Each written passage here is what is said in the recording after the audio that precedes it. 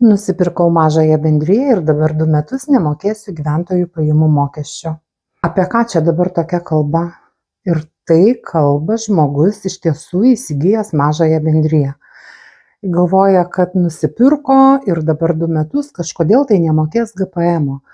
Mitas, absoliutus mitas, ir šitokius ir panašius mitus daužysime webinare kovo 26 dieną 19 val. Webinaras yra mokamas, bet iki vasario 28 dienos su nuolaidos kodu vasaris jį galima nusipirkti, įsigyti pigiau.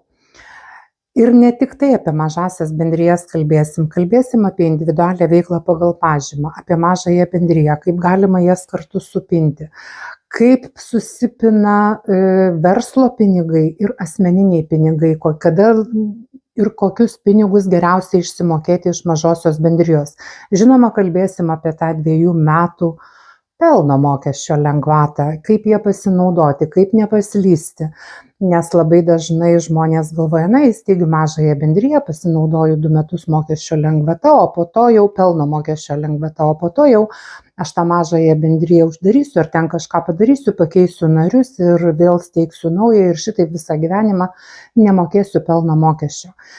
Tai dar kartą kviečiu į webinarą, jisai bus iš tiesų geras ir kokybiškas, aš jį rengiu pagal savo klientų situacijas, kokias jie man atskleidžia.